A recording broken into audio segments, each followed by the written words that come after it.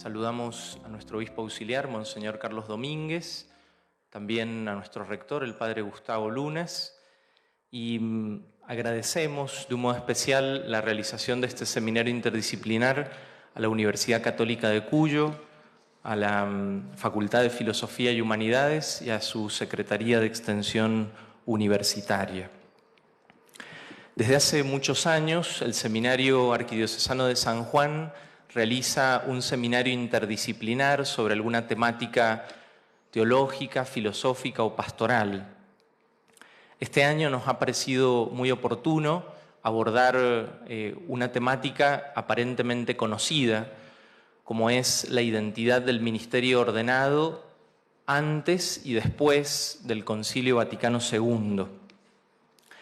Sin embargo, ante la nueva ratio, que ya está por cumplir 5 años, nos parece una temática urgente e importante, no solamente para nuestra casa de formación, sino también para toda la Iglesia, en este clima de Iglesia sinodal. Y nos parecía también muy oportuno abordar esta temática no solamente desde la casa de formación con los seminaristas, sino también invitando a los sacerdotes, a diáconos, a religiosas, a laicos, e incluso realizando este seminario de forma abierta, pública, de manera virtual. A casi 60 años del inicio del Concilio Vaticano II, somos testigos de los esfuerzos, de los desafíos y de las dificultades por redescubrir y por vivir con fidelidad la identidad del ministerio ordenado. El teólogo católico Gisbert Grechake, en su obra Ser sacerdote hoy, de hace ya 20 años, al hablar de la relación entre el sacerdote y el Concilio Vaticano II, luego de resaltar algunas líneas teológicas del concilio, como son la sacramentalidad del episcopado, la dignidad bautismal de los laicos y el restablecimiento del diaconado permanente, decía, citando a otro teólogo católico, Otto Pesch, que los sacerdotes son los hijos desafortunados del Concilio Vaticano II. Por eso hemos invitado al padre Rubén Taibo, doctor en teología dogmática, sacerdote de la diócesis de Reconquista, rector del Seminario Interdiocesano La Encarnación de Resistencia y especialista en eclesiología y ministerio ordenado, para que nos acompañe en estas 3 jornadas. Algunas cuestiones prácticas: vamos a tener un receso entre las 10 y las 10:30 y las preguntas solamente se van a realizar a través de WhatsApp. En el número que figura en la pantalla podemos enviar preguntas para el expositor. Y al inicio de cada bloque, si hubieran preguntas, el padre Rubén las va a contestar. Recordamos también que es obligatorio el uso del barbijo, que está prohibido comer o tomar algo en la sala, y les pedimos también que silencien los celulares. Padre Rubén, bienvenido. Muchas gracias, Padre Germán. Buenos días para todos, hermanos y hermanas. Realmente con alegría eclesial, me sumo entonces a esta práctica que ya es tradición, por lo que acabamos de escuchar en el Seminario Arquidiocesano de San Juan, sobre la realización de algún tema con modalidad seminario e interdisciplinar cada año.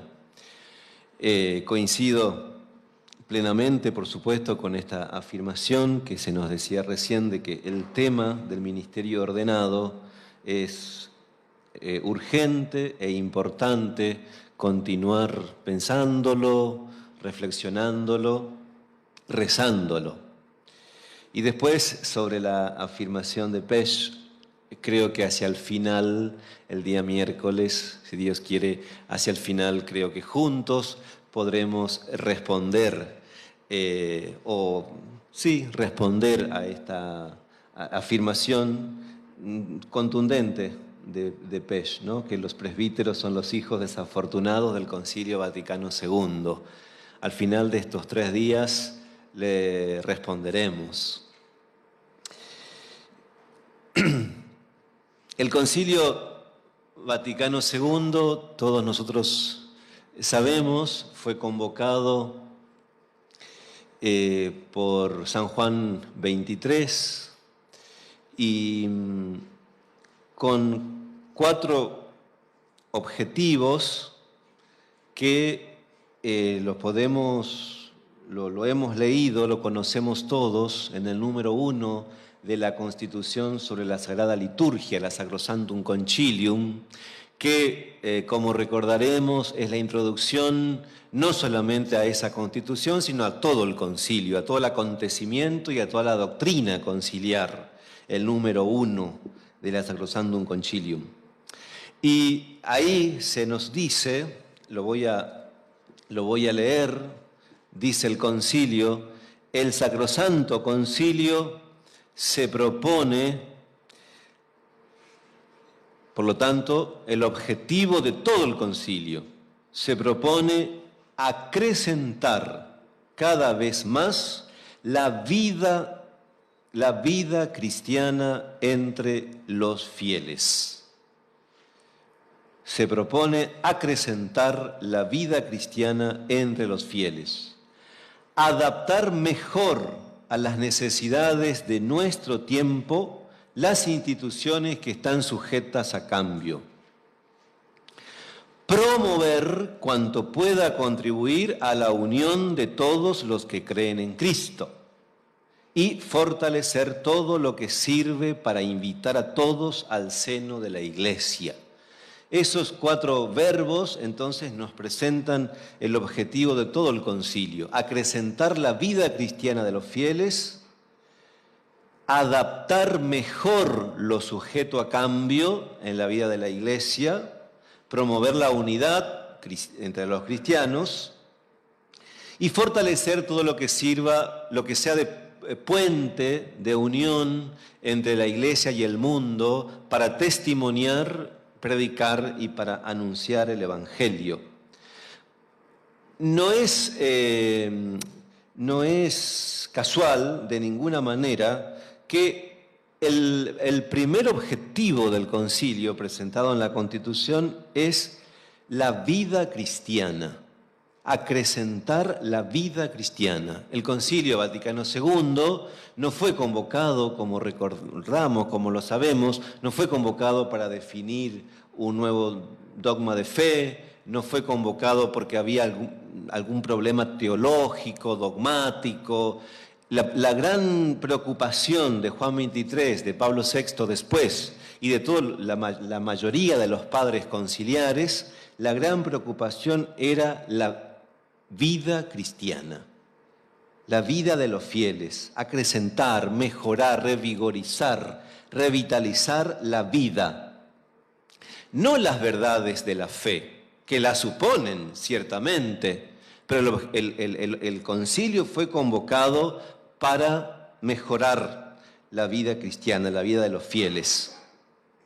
A medida que fue avanzando la asamblea y la conciencia conciliar, a medida que va avanzando el desarrollo del concilio, los padres van discutiendo y debatiendo sobre diversos temas, que vamos a ir viéndolos, diversos temas, y en principio no estaba previsto hablar sobre el ministerio ordenado. Cuando Juan XXIII quiere por primera vez en la historia de los concilios, quiere hacer una consulta, diríamos, universal a todos los obispos, universidades católicas del mundo, sobre qué tema tendría que reflexionarse en el Concilio Vaticano II, algunos padres de algunas partes del mundo solicitaron que se tratara el tema del ministerio ordenado, los obispos y los sacerdotes, pero no era un tema fuerte, sobresaliente, no era un tema en el que se ponía un especial énfasis. Por lo tanto, podríamos decir que en principio no estaba previsto ese tema. Pero a medida que avanza la asamblea, el debate conciliar, los padres van tomando conciencia que si queremos acrecentar la vida cristiana de los fieles, si queremos renovar la iglesia, o si me permiten la expresión, si queremos reformar la vida, no la doctrina, si queremos reformar la vida de la iglesia católica y sus vínculos con los otros cristianos y con el mundo, este tema no podemos descuidar, el tema del ministerio ordenado, no solamente de los presbíteros, del ministerio ordenado. Pablo VI ha puesto un especial esfuerzo y dedicación e interés para que el tema de los obispos, el episcopado, sea especialmente tratado, difícilmente debatido y efectivamente enseñado en los textos del Concilio Vaticano II. Pero también ingresó, como se recuperó el ministerio del diaconado como grado de la jerarquía permanente en la Iglesia, y también el ministerio de los presbíteros.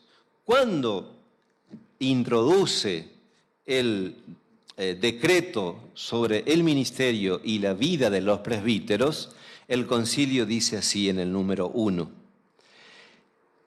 Este sacrosanto sínodo ha recordado ya a todos varias veces, el sacrosanto sínodo es el concilio, ¿no es cierto?, ha recordado ya varias veces la excelencia del orden de los presbíteros in ecclesia, en la iglesia. Esa expresión es fundamental. Varias veces ya ha recordado la excelencia del orden de los presbíteros in ecclesia. Pero, como a este orden, al orden de los presbíteros, se le están asignando funciones de máxima importancia y cada vez más difíciles en la renovación de la iglesia, pareció muy útil tratar de los presbíteros con más extensión y profundidad. Y entonces ponemos en sintonía Sacrosanctum Concilium 1 con Presbyterorum Ordinis 1. Como queremos renovar la vida de la iglesia, entonces no podemos descuidar el ministerio y la vida de los presbíteros. Y de esa manera entonces ingresa, con esa preocupación y con esa intención, ingresa el tema del ministerio ordenado en sus 3 grados, en el debate y en la enseñanza conciliar. Atención, queridos hermanos y hermanas. ¿Por qué se reflexiona sobre el ministerio ordenado en el Concilio Vaticano II? Importantísimo esto. ¿Por qué? Porque queremos renovar la vida de la Iglesia. El Concilio Vaticano II, el tema del concilio no es el ministerio ordenado. El tema del concilio es in ecclesia, es la Iglesia. Es un concilio de la Iglesia sobre la Iglesia. ¿Y qué quiere decir, qué quiere enseñar el concilio sobre la iglesia? Que espera que la iglesia se renueve, que la iglesia se reforme, o si quieren mejor el verbo, que es acrecentar de día en día la vida de los fieles. Y por eso, y para eso, no podemos dejar afuera el tema del ministerio ordenado, el ministerio de los obispos, de los presbíteros, del presbiterio y de los diáconos. Esta introducción a mí me parece, no porque la digo yo realmente, yo repito realmente lo que voy profundizando y lo que fui estudiando y sigo estudiando hasta ahora. Este tema me parece clave, introducir de esta manera. La preocupación del concilio es la iglesia, que se renueve para que se acreciente la vida cristiana de los fieles en su unidad con los otros cristianos y en su vínculo con el mundo. Y por eso también reflexionó y enseñó sobre la misión, la vida, la identidad de los ministros ordenados. Nosotros sabemos, somos testigos permanentemente, cada día casi,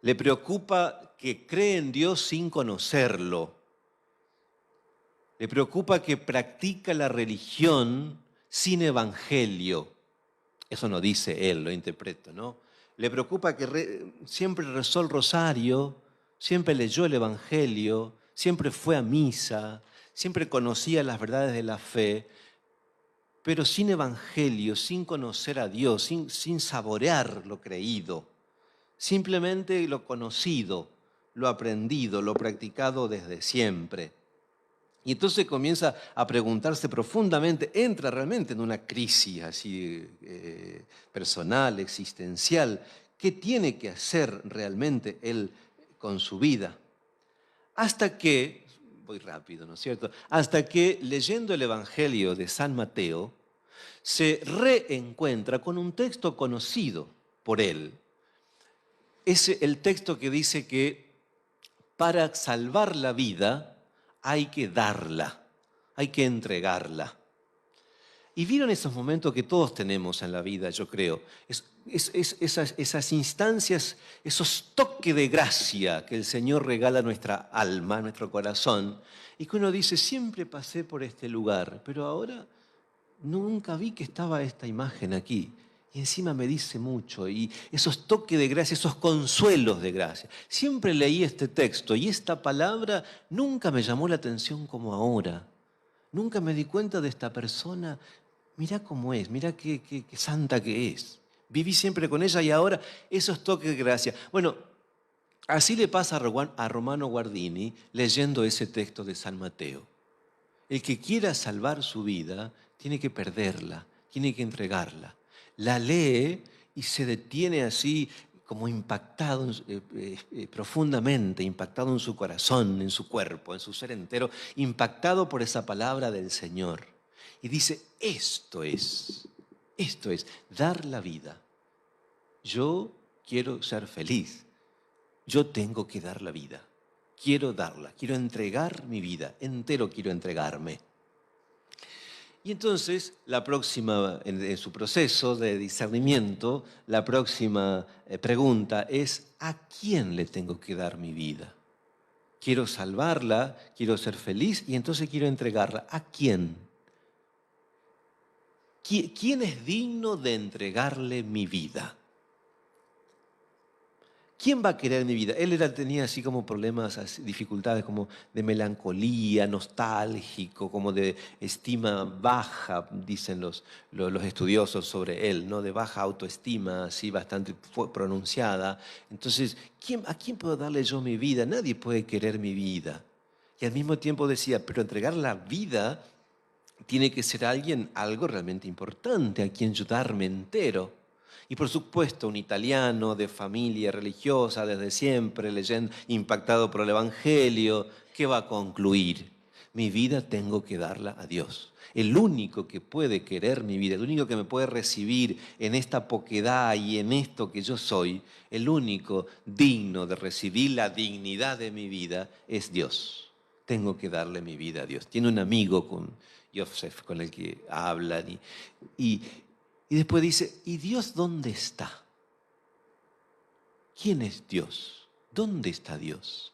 ¿Cómo puedo hacer yo, dice Romano Guardini, cómo puedo hacer yo para saber que estoy efectivamente entregando mi vida a Dios y no a un concepto que yo me hice de Él? Atención, porque la pregunta para mí es, para los que, ¿cómo puedo hacer yo para estar seguro que no estoy entregando mi vida a una proyección de Dios y no al Dios vivo, verdadero de Jesucristo, diría la Daria? ¿Cómo puedo hacer? Y entonces concluye después de un proceso, entregar la vida a Dios significa entregarla a la iglesia. Dar la vida a Dios es darla a la iglesia. La iglesia es la instancia objetiva, distinta de mí, que ciertamente con sus dificultades y con sus miserias, eso no dice él, ¿no? Ciertamente así como es, ahí es la iglesia contiene, dirían los padres, contiene la esperanza del mundo. La iglesia contiene al Dios vivo de Jesucristo. Y entregar la vida a Dios significa entregarla a la iglesia. Es la iglesia la que me asegura que no estoy entregándome la vida a un concepto, a un reflejo, a una imagen, a un fantasma, a una idea de Dios que yo me hice. La iglesia es la instancia distinta de mí que me asegura que estoy realmente entregándome al Dios vivo y verdadero. Entonces le entrega su vida a la iglesia y así tenemos el ministerio, el testimonio, la vida, la teología, el pensamiento de Romano Guardini, que tantos bien hizo a tanta gente antes del concilio, durante el concilio y todavía ahora. Nosotros ahora entonces, hermanos, estamos aquí reflexionando juntos sobre la iglesia, esta instancia objetiva que nos asegura la entrega de nuestra vida al Dios vivo y verdadero. La iglesia que tan difícil reflexionar, tan hermoso, tan apasionante y tan exigente reflexionar sobre pensar sobre la iglesia. ¿Dónde está la iglesia? ¿Quién es la iglesia? ¿No? La tenemos por todos lados.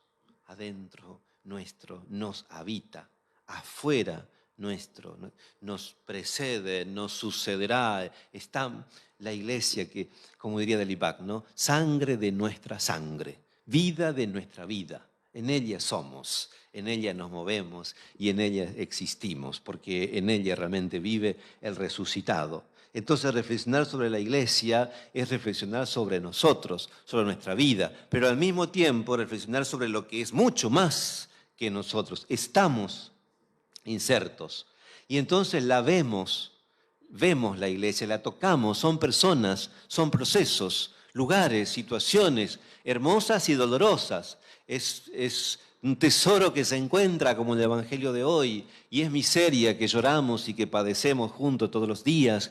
Esta realidad histórica y a la vez mistérica, misteriosa, esta realidad grande de Dios que viene de Dios y que está transida, ungida, preñada de Dios, dándolo a luz permanentemente al Señor, y por eso nos fascina, nos atrae y muchas veces también nos duele y nos avergüenza, pero la amamos con todo nuestro corazón, con toda nuestra vida, por eso estamos aquí. Entonces reflexionar sobre la iglesia, estudiar sobre ella, este desafío tan grande que queremos hacer juntos estos días, ayudándonos, con la pretensión de ayudarnos para ser cada vez más fieles al Evangelio, para acrecentar la vida cristiana nuestra y entre nosotros. En el Concilio Vaticano II, este ha sido el tema, la Iglesia. Como dicen los especialistas, se realizó ahí un cambio copernicano en la autocomprensión de la iglesia. Atención, hermanos, por favor, las palabras que con cuidado trato de hacer. Un cambio copernicano, un cambio radical, rotundo, en la autocomprensión de la iglesia. No la doctrina, en la autocomprensión de la iglesia, en la manera de entenderse la iglesia, de situarse la iglesia en ese momento histórico. Un giro hermenéutico, un giro radical de comprenderse a sí misma. Y en ese sentido, un progreso en la tradición de la iglesia. Juan 23, como bien sabemos, quiso un ayornamiento, ponerse al día, que la iglesia se renueve en esas circunstancias, en las circunstancias históricas de ese momento. Juan Pablo II lo llamó al concilio la gran gracia de la que se ha beneficiado la iglesia en el siglo XX. La gran gracia, este cambio copernicano, dice Juan Pablo II, cito, la gran gracia de la que se ha beneficiado la iglesia. El Papa Francisco, inmediatamente de haber sido elegido el 16 de abril del 2013, dice sobre el concilio, esta hermosa obra del Espíritu Santo. Hermosa obra del Espíritu Santo. Y se pregunta, cito, después de 50 años, ¿hemos hecho todo lo que el Espíritu Santo nos dijo en el concilio? Se pregunta. Y si a lo mejor recuerdan la homilía, él responde que no, que somos perezosos para dejarnos tocar por el viento del Espíritu que sopló fuerte en el Concilio Vaticano II. Sobre este acontecimiento que fue el concilio, gran obra del Espíritu Santo, nosotros vamos a reflexionar en estos días. Con la certeza, hermanos, de que durante y después del Concilio Vaticano II, por soplo del Espíritu Santo, hubo una gran instancia, diríamos así, una gran instancia de discontinuidad en la continuidad de la Iglesia. Yo me gusta usar la palabra, a pesar de que puede en principio a lo mejor incomodar un poco, no lo sé, pero de discontinuidad. Después del Concilio Vaticano II, las cosas no siguieron igual. Es un concilio universal, convocado, guiado, aprobado por el sucesor de Pedro, por Juan XXIII, por Pablo VI después, discernido por todo el episcopado mundial, por el colegio episcopal, asistido por el Espíritu y sostenido por la oración de toda la Iglesia. Entonces, después del concilio, todo siguió igual y nada continuó de la misma manera. Es una instancia de discontinuidad en la vida de la Iglesia. Para poder percibir la discontinuidad que ocasionó el concilio, a mí me parece siempre fundamental y necesario, le decía al padre Germán estos días, a mí me parece necesario poder percibir, aunque sea rápidamente, poder percibir cómo eran antes las cosas, cómo era antes del concilio, para poder justificar la discontinuidad, para poder percibir por qué realmente el concilio, aún cuando la doctrina católica sigue siendo la misma, ¿por qué podemos decir que en la vida de la Iglesia tendría que haber realmente una discontinuidad después del Concilio Vaticano II? Y eso es lo que vamos a hacer esta mañana. Vamos a percibir a partir de la interpretación de algunos acontecimientos puntuales en la historia de la vida de la Iglesia, vamos a ver cómo era la autoconciencia de la Iglesia antes del Concilio Vaticano II, vinculándolo con la conciencia y el modo como se ejercía el ministerio ordenado del sacerdocio en esas circunstancias históricas que iremos mencionando. Para algunos teólogos, Ranner, por ejemplo, y algunos historiadores, Alberigo, por ejemplo, entre otros, se podría, esto es discutible ciertamente, no sé si hay alguno de historiador o aquí, pero se podría, según estos especialistas, se podría dividir la historia de la Iglesia en tres grandes momentos en estos 21 siglos, ¿no?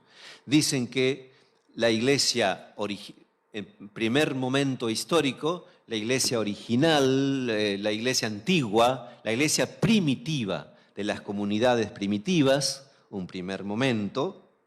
Luego, la Iglesia constantiniana y gregoriana, un segundo momento. Y luego, el tercer momento, la Iglesia del Concilio Vaticano II. Tres grandes bloques ciertamente el primero breve de la iglesia primitiva, luego larguísimo, varios siglos, tantos siglos de la iglesia constantiniana gregoriana, y luego estaríamos en el tercer momento a partir del Concilio Vaticano II en este momento histórico. Sobre el primer momento histórico de la iglesia primitiva, la iglesia iniciante, nosotros, por supuesto, todos estamos totalmente de acuerdo. Todo empieza en Jesús de Nazaret, ¿no? No solo con Jesús, en Jesús. Él es su misión, su persona. Él es el inicio de todo. Con la encarnación y la misión de Jesús comienza todo. Por eso estamos aquí ahora, por Él, ¿no? Y comienza todo este proceso nuevo, comienza con Él, que ingresa en la historia rompiendo, diríamos así, rompiendo toda posible manipulación y toda posible seguridad sobre Dios. Dios en su Hijo Jesús adviene en el tiempo de los hombres, no a partir de la obra fundamental de un varón en esa época, sino en el corazón primero y en el cuerpo, en el seno de una mujer. No en el templo, entra en la casa, dice San Lucas, en la casa de una mujer. No a un sacerdote, y no de manera violenta, extravagante, fantástica. Bueno, grandiosa sí, pero simplicísima. De ese modo Dios ingresa a la historia y de ese modo va a cumplir su promesa haciéndose hombre, ¿no? El Señor Dios deja en evidencia la absoluta libertad para intervenir en la historia. Su absoluta, de ninguna manera atado a las expectativas y a las esperanzas humanas, sino superando totalmente, ¿no? Rompe todo parámetro cultural, religioso, todas las expectativas de la época. De ese modo ingresa a la historia y está en el tiempo, está en la historia el Señor así. Alrededor de 30 años está Dios en la historia, en persona, en su Hijo, en silencio. En silencio. Está Dios viviendo en carne en el mundo, en silencio. Inicia su ministerio público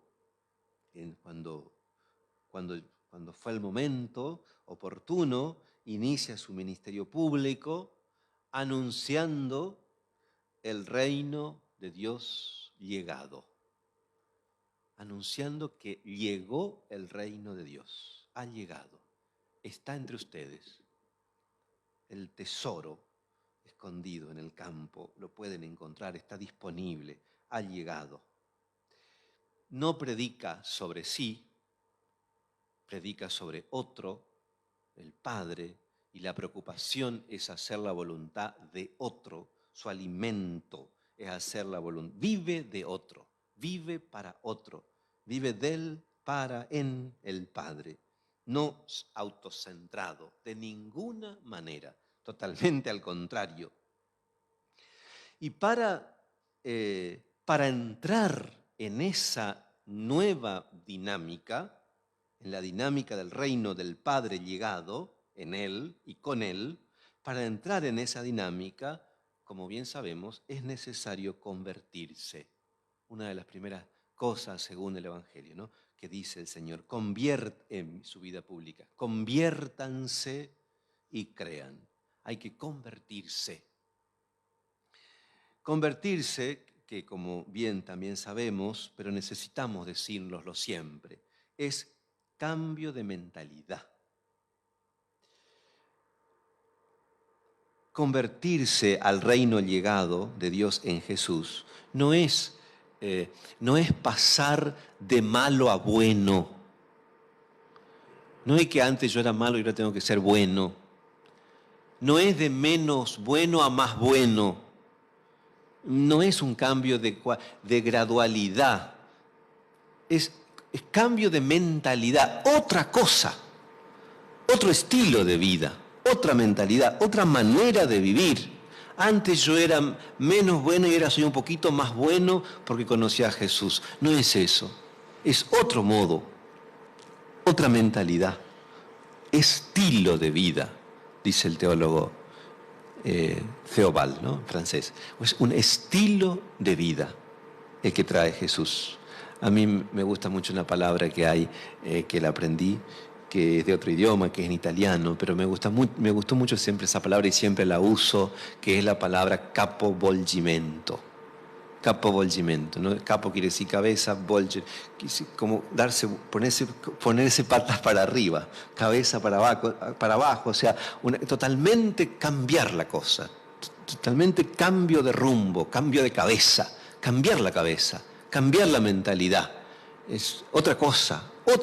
El Evangelio, otra cosa. Es distinto, es el reino, otra cosa. Otra dinámica de pensamiento y por lo tanto estilo de vida. El mismo Jesús con su estilo muestra, es testimonio, predica con su vida ese cambio, ese estilo, ¿no?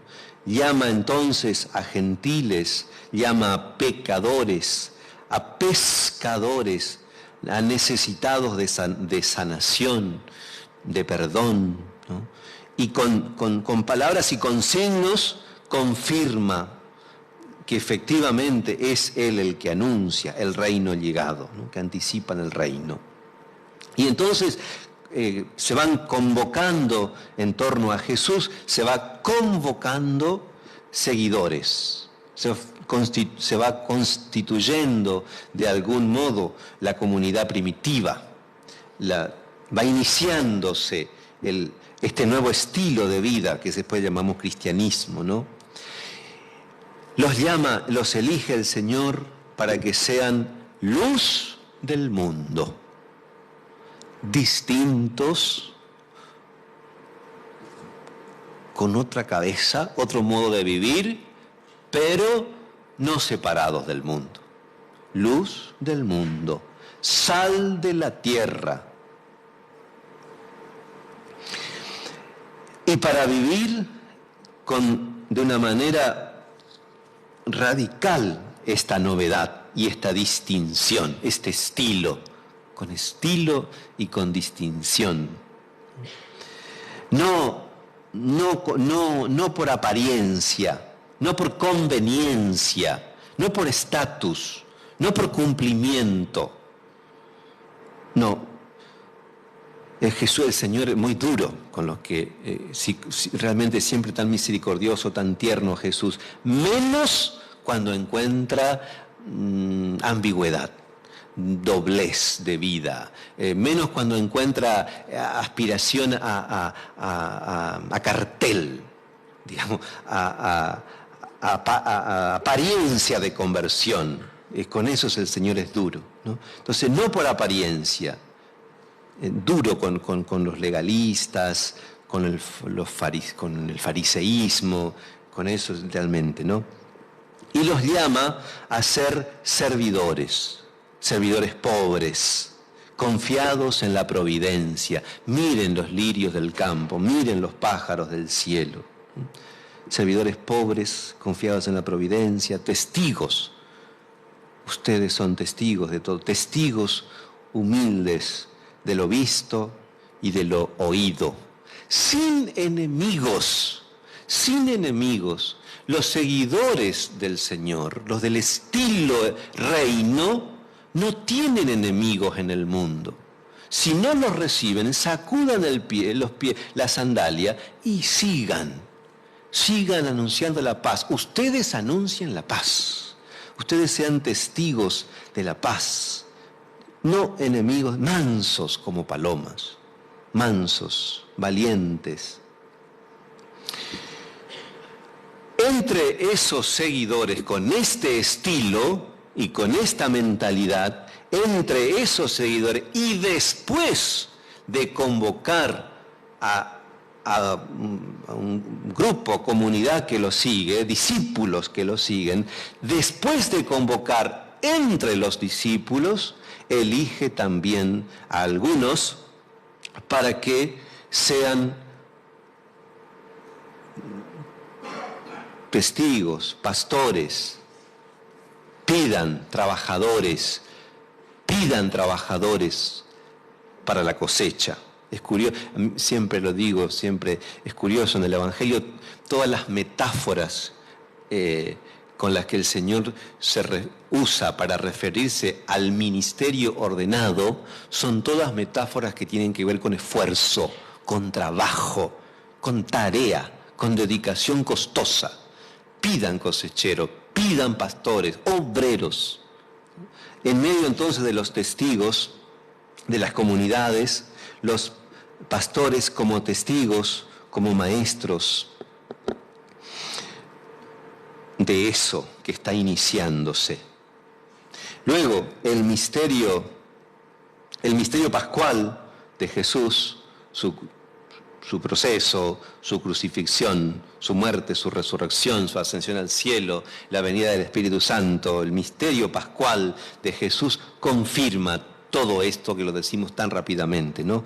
Confirma definitivamente todo esto. Confirma que Jesús es realmente el profeta, como decíamos el domingo pasado, ¿no? El profeta que tenía que venir al mundo y por lo tanto que lo iniciado es de Dios, es de Jesús. La iglesia es efectivamente, la comunidad naciente es efectivamente, viene de Dios. Él permanecerá para siempre con nosotros hasta el final de los tiempos y el poder del mal no prevalecerá de ninguna manera, porque nosotros lo hemos visto, muerto y resucitado.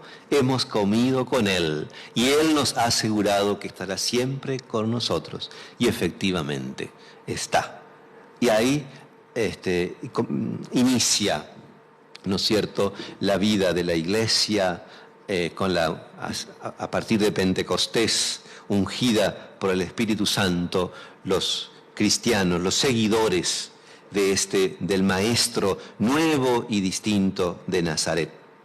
La vida de las comunidades cristianas, después de las post-pascuales, nos muestran a nosotros, ahora que las estudiamos con gozo realmente, con esfuerzo pero con gozo, cuando estudiamos la historia de la iglesia, los padres de la iglesia, nos muestran cómo las primeras comunidades cristianas fueron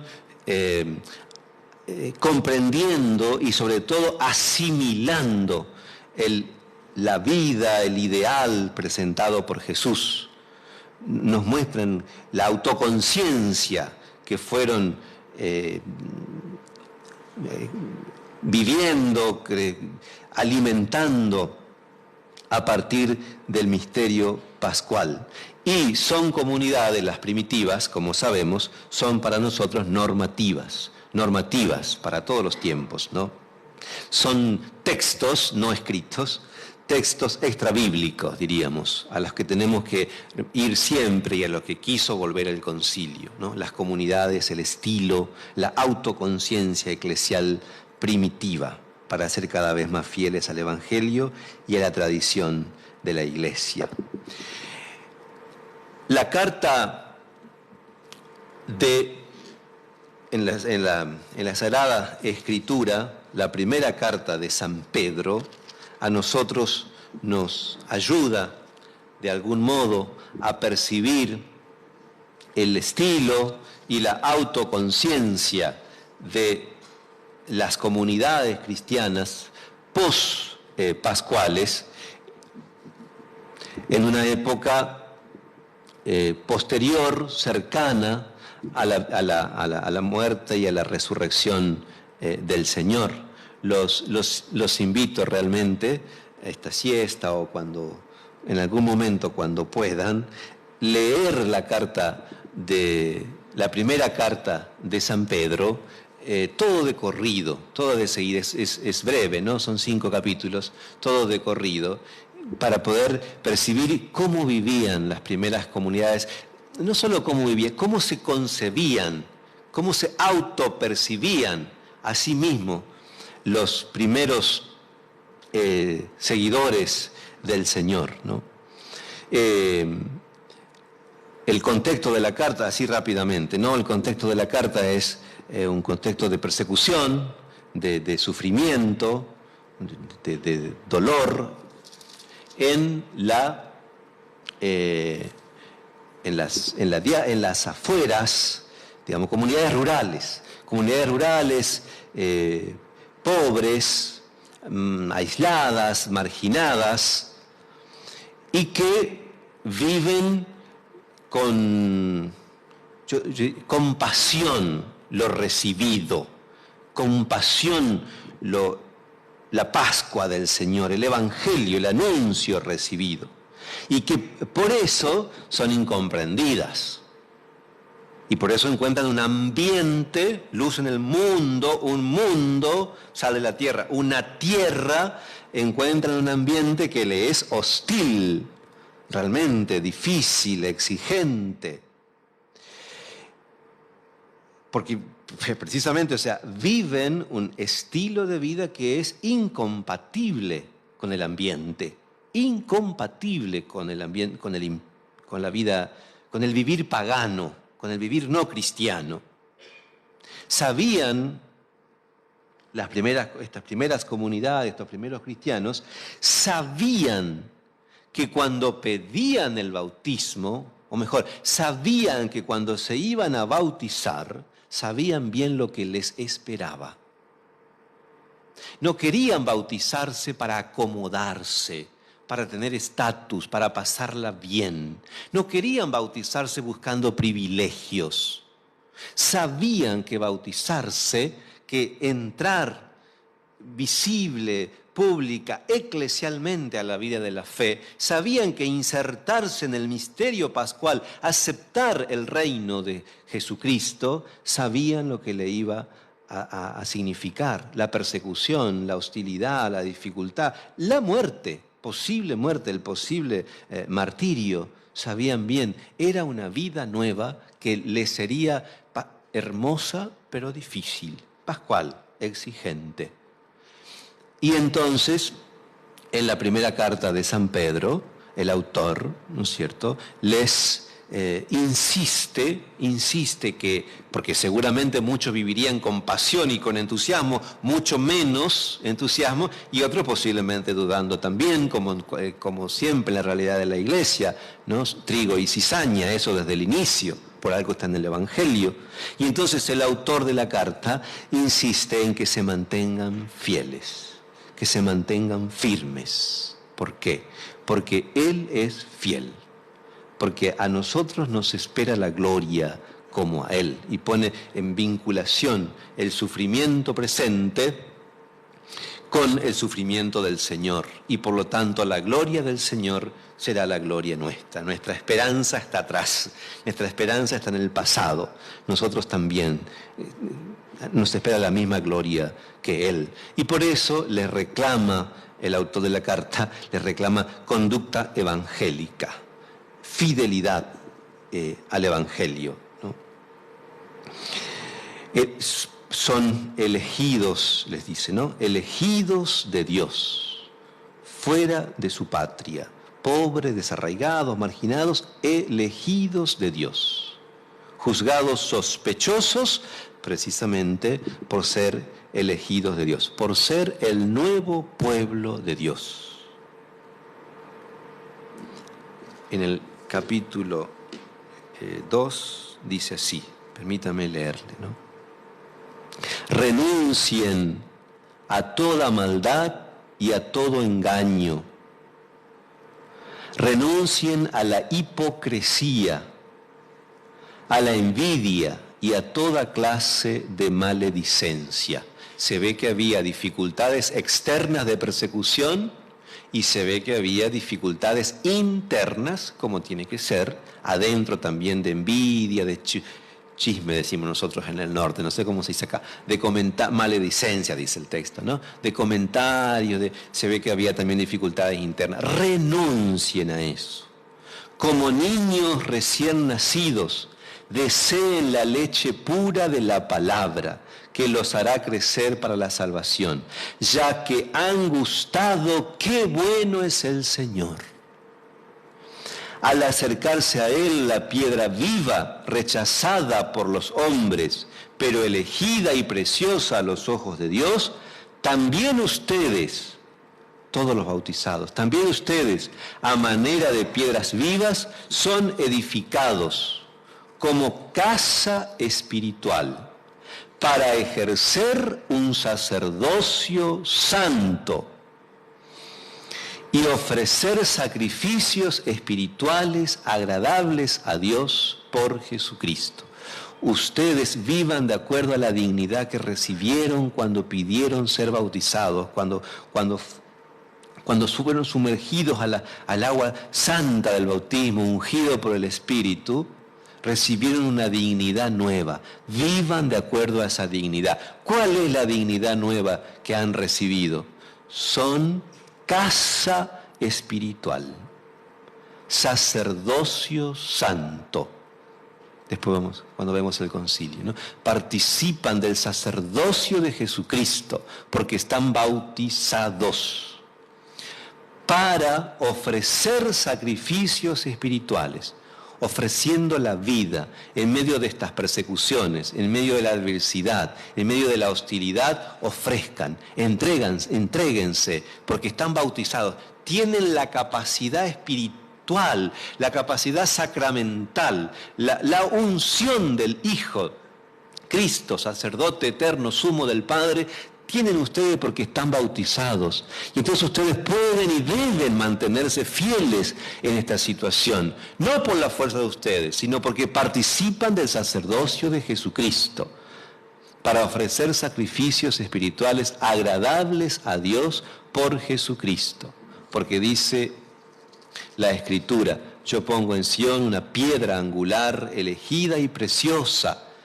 El que deposita su confianza en ella no será confundido. Entonces ven, la invitación del autor de la carta es a mantenerse fieles en la adversidad y a no entrar en envidia, celos, competencia desleal, juego de poder, lucha de privilegio y cuanta cosa entre ellos. ¿Por qué? Porque ustedes tienen una dignidad muy distinta de eso. Ustedes están bautizados, ustedes participan de la dignidad sacerdotal de Jesucristo. Sean testigos. Y hacia el final de la carta, exhorto, el último capítulo de la carta, exhorto a los presbíteros, a los ancianos que están entre ustedes. No que están sobre ustedes, que están antes que ustedes, que son que están por encima de ustedes. Exhorto a los presbíteros que están entre ustedes, como el Señor entre los elige a algunos, a los presbíteros que están entre ustedes, los exhorto.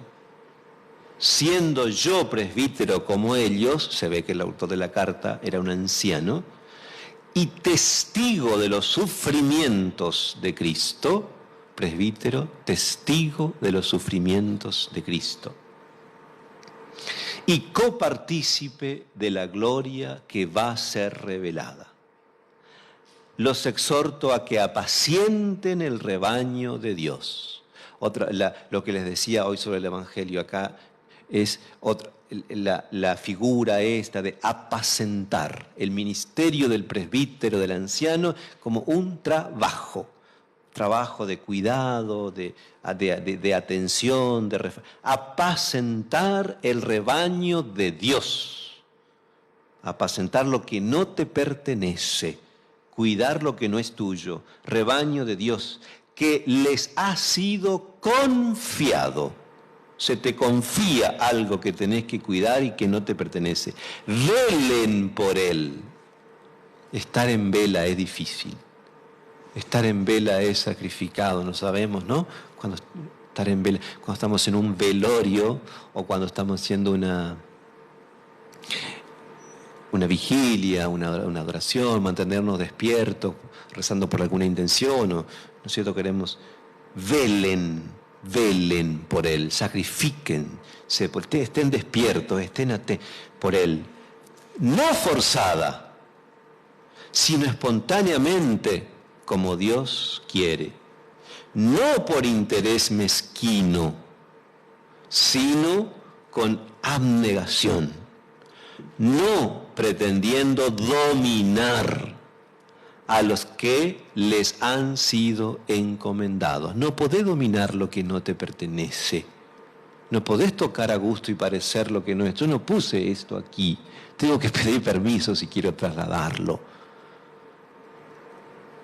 No pretendiendo dominar a los que les han sido encomendados, sino siendo de corazón.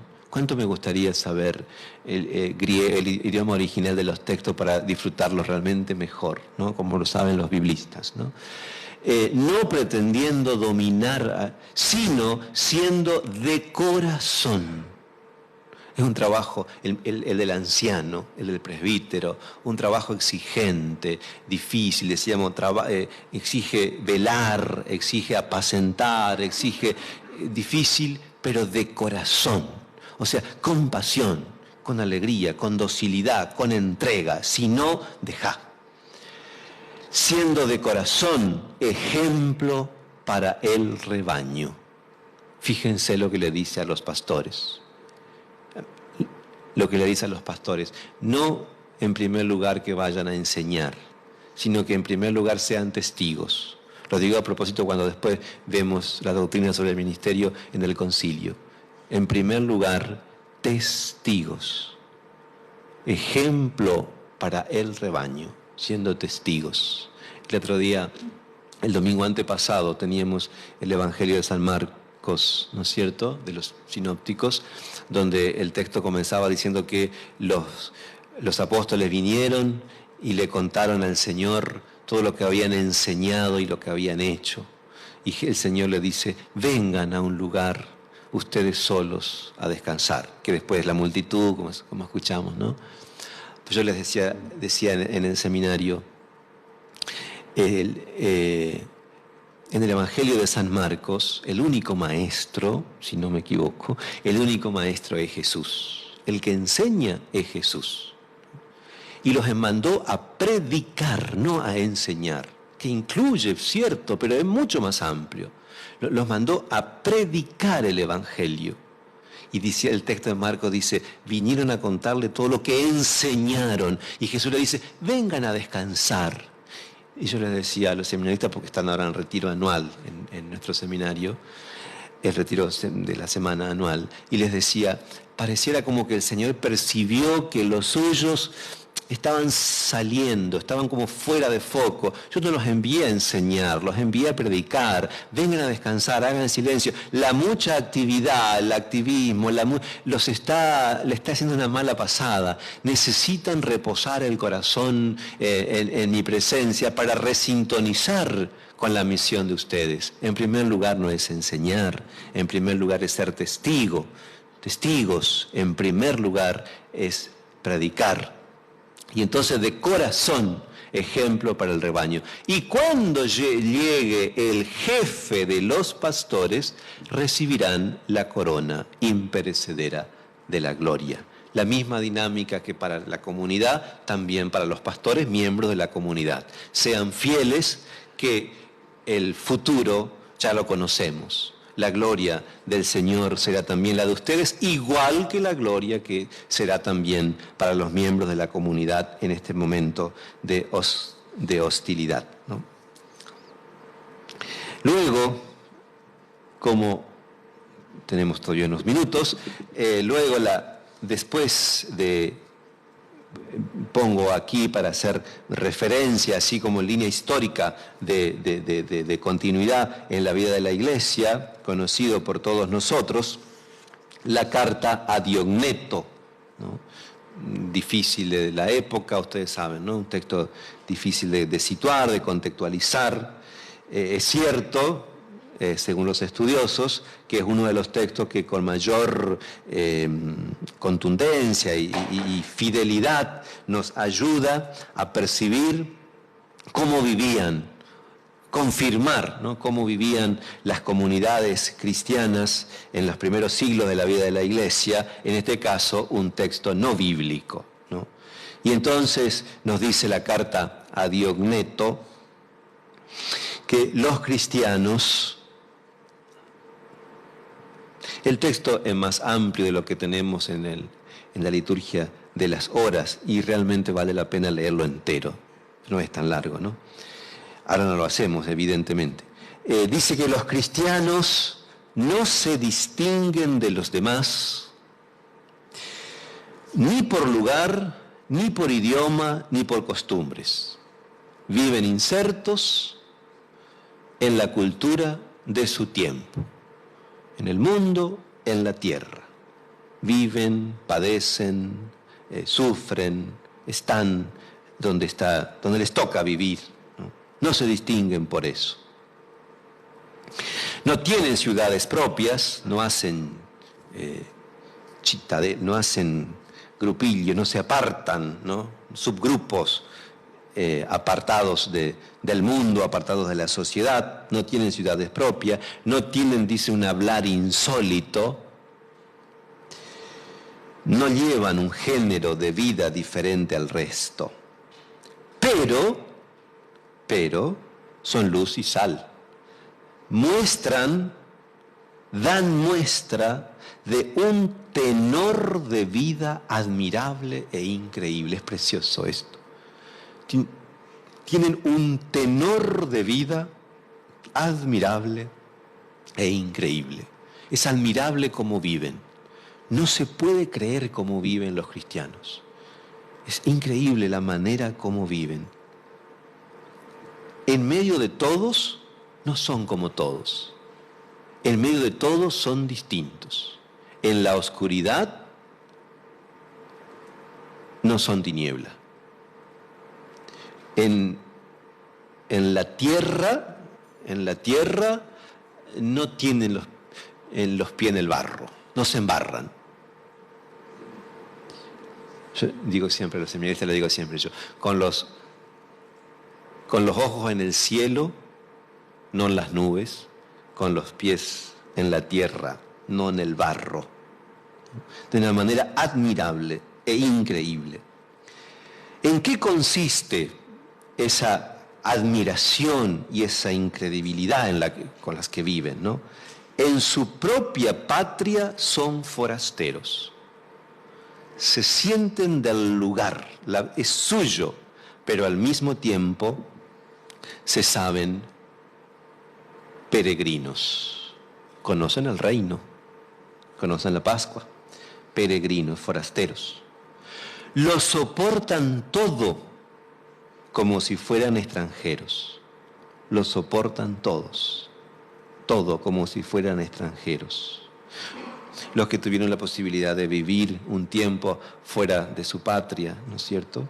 Se sabe, es exigente, es difícil por muchas razones y hay que soportarlo, hay que poner el pecho, hay que soportar y hay que vivir y hay que seguir y hay que procurar hacerse uno en cierto modo en el ambiente donde uno está, pero el corazón es siempre pertenece siempre a un lugar original, ¿no? Bueno, así de esta manera viven los cristianos en esta circunstancia, lo soportan todo como si fueran extranjeros, viven en la carne no según la carne. En la tierra con ciudadanía de cielo. Superan las leyes. La caridad, ¿no? Superan las leyes. Aman a todos y todos los persiguen. Son pobres y enriquecen a muchos, como Cristo, ¿no? Que nos enriqueció con su pobreza. Son pobres y enriquecen a muchos. Son maldecidos y ellos bendicen. Reciben ignominia y ellos dan honor. Hacen el bien y son castigados. La muerte los alegra, no son suicidas. Pero si tienen que morir, los alegra. Se alegran de identificarse, de imitar también en eso al Señor, a su Señor. La muerte los alegra como si estuvieran recibiendo vida. Son constantemente mortificados y atención, y ellos se multiplican cada vez más y más. Esto a mí me llama siempre poderosísimamente la atención. Los buscan esconder, los buscan acallar, los matan, los destruyen sus templos, ponen en prisión a sus líderes, a sus pastores, hacen de todo para poder matar la fuerza del Evangelio. Y ellos se multiplican cada vez más y más. No organizan, no sé cómo es aquí, pero en mi zona, no organizan grupos misioneros. No van a misionar en verano. No tienen campañas de misión. No hacen campaña del que no hay que hacer. No digo eso de ninguna manera. Pero irradian, reflejan, tienen algo adentro, una luz que no se puede esconder, una luz encendida debajo, no se puede. El reflejo te sale, la pasión por algo se nota qué es lo que te apasiona cuando hablas de ese tema y cuando no hablas también. Eso, apasionados, pero radical y profundamente transformados la vida por el reino. Entonces son misioneros, no porque van 15 días a un lugar a misionar. Son misioneros porque viven el Evangelio. Son misioneros porque fueron tocados por la Pascua, ungidos por la Pascua. Piensan, sienten, tocan, gestionan la vida de un modo cristiano. No les sale de otra manera. No es una cosa doble que tienen que hacer, como un esfuerzo para hablar en cristiano. Cuando hago la homilía, tengo que hablar en cristiano.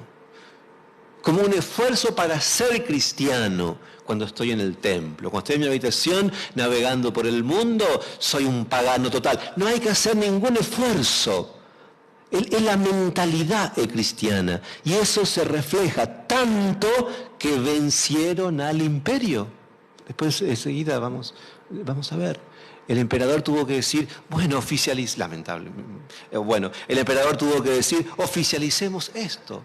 Hemos matado ya tanto, tanta sangre derramada. Ay, Roma, toda la tierra de las comunidades primitivas, bendecida por la sangre de tantos mártires, y no podemos seguir matando, oficialicemos. Venció el Evangelio al imperio romano, que hizo de todo para vencerlo. Y los cristianos, ¿qué hacían?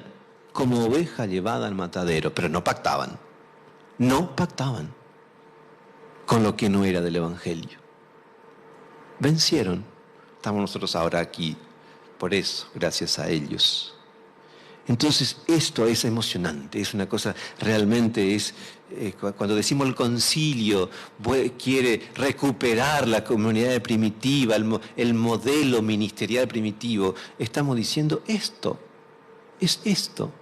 estilo, mentalidad evangélica, estilo ministerial, no oficio profesional, ni bautismal ni ministerial. estilo, manera de vivir, que se irradia y que se refleja más allá de las actividades, incluso en el modo de ser. Tenemos en el testimonio, son todas cosas conocidas por todos nosotros, pero que a mí me parece oportuno, el testimonio de Plinio, ¿no es cierto? Plinio el joven, unos minutitos nos queda, Plinio el joven, que en una carta que le escribe al emperador, que también pueden buscarla en internet y leerla, son 10 puntitos, tiene la carta, y en el número 9 dice así la carta de Plinio el joven: por ello, aplazada la indagación que hacía los cristianos, me he apresurado a consultarte, al emperador, ¿no? Me he apresurado a consultarte. A mí me parece que se trata de una cuestión digna de consulta, sobre todo a causa del número de personas que corren peligro de ser juzgadas. Está preguntando sobre qué hacer con los cristianos. Me pareció digno de preguntarte por la cantidad que son. Hay mucha gente de todas las edades, de todas las condiciones y de ambos sexos, incluso que son llamados a juicio y seguirán siendo llamados. Podemos entrever, ¿no? Leer, decir, porque no se dan por vencido. Son muchísimos, de todas las edades, condiciones, sexo, situación, que son juzgados y seguirán siendo llamados.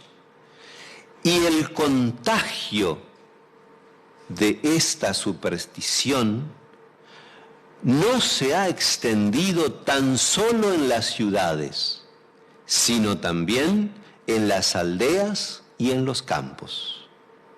Aún así, parece que todavía puede detenerse y corregirse. Ven,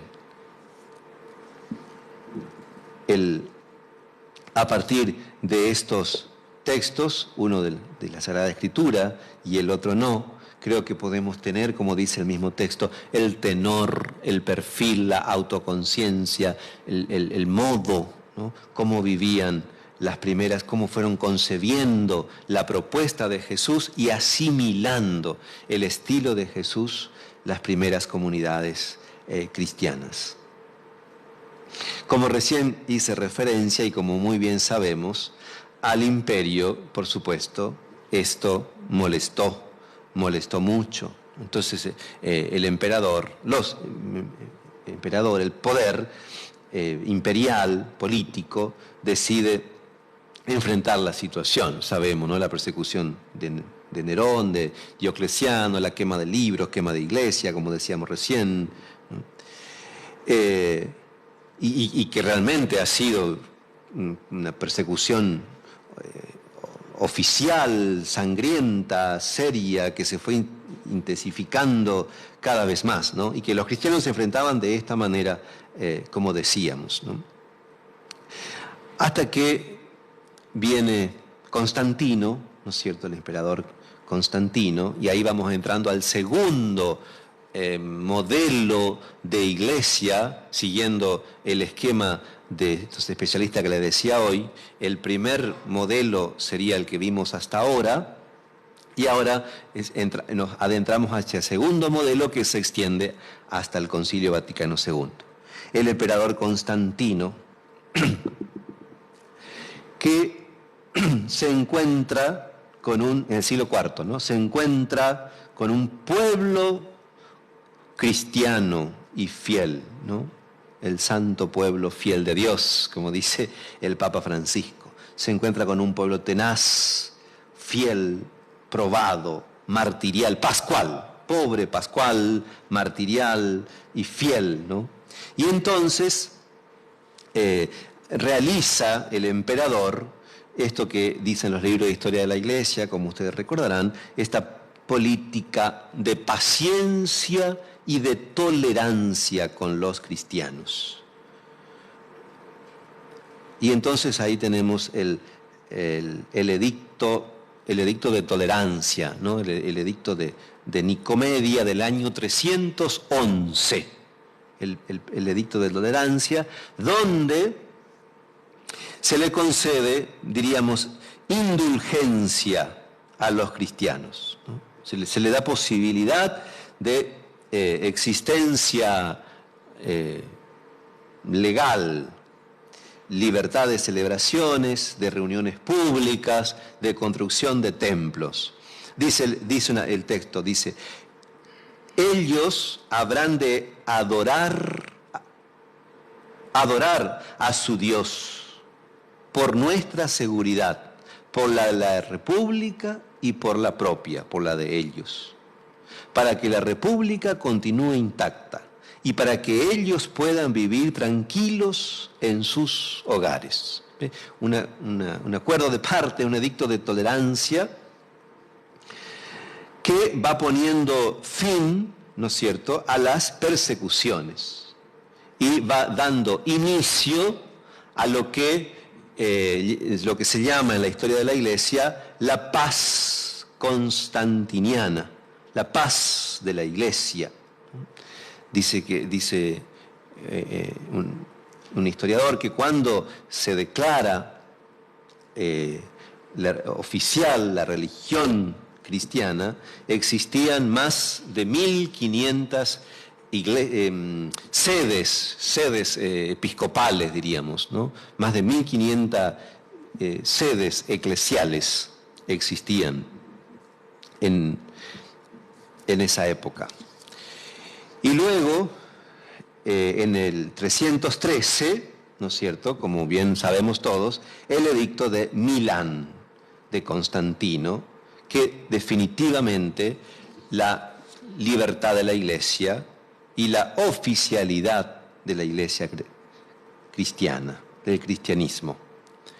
El cristianismo comenzó a ser religión oficial. Dicen que parece que Constantino al final de su vida, ¿no?, se bautizó. Hay muchos, como a lo mejor sabemos, muchos estudios sobre eso, si efectivamente se convirtió o si fue simplemente por conveniencia política, el Señor sabrá, será siempre objeto de estudio y de reflexión. Lo cierto es que aceptó el cristianismo como religión oficial. En ese contexto se realiza el primer concilio de Nicea en el 325, que fue convocado por el emperador, ¿no?, el concilio de Nicea, contra el padre, ¿no?, contra un presbítero, Arrio, ¿no?, que negaba la divinidad de Jesucristo. Se convoca el concilio, que como el homoousios que sabemos, ¿no?, el Padre y el Hijo comparten la misma sustancia, el Hijo es tan Dios como el Padre, ¿no? La definición de Nicea, la definición conciliar de Nicea, comienza a ser la política de Estado, comienza a ser esa la política del imperio también. Y entonces, en el edicto de Tesalónica, del 380, edicto de Tesalónica, dice así, un edicto imperial. Ya concluimos con esto. El edicto imperial dice así: todos los pueblos, por eso se llama Cuntus Populos, se llama todos los pueblos sobre los que lideramos deberán adoptar la religión que el divino apóstol Pedro hizo llegar a los romanos. El emperador diviniza a Pedro. Todos los pueblos tienen que adoptar la religión que el divino apóstol Pedro hizo llegar a los romanos. Esto significa que según la sabiduría apostólica y la doctrina evangélica, el imperio dice esto, creemos en la igualdad majestuosa y en la santidad de la divina Trinidad, integrada por Dios Padre, Dios Hijo y Dios Espíritu Santo. El imperio. Solo los que acepten este decreto serán llamados cristianos católicos. Los restantes, a quienes declaramos dementes, tienen la vergüenza de seguir la doctrina hereje. Sus hogares de reunión no podrán ser considerados templos. Entonces, a partir de la confesión de fe de Nicea, el imperio ahora prohíbe que haya otro Dios que no sea Jesucristo en el imperio. Son considerados dementes. Se prohíbe que haya lugares de oración a otras confesiones, a otra confesión de fe que no sea el cristianismo. Entonces ahora, antes se perseguía a los cristianos y ahora, como sabemos, en nombre del cristianismo, el imperio persigue a los que no lo son. Hacemos la pausa.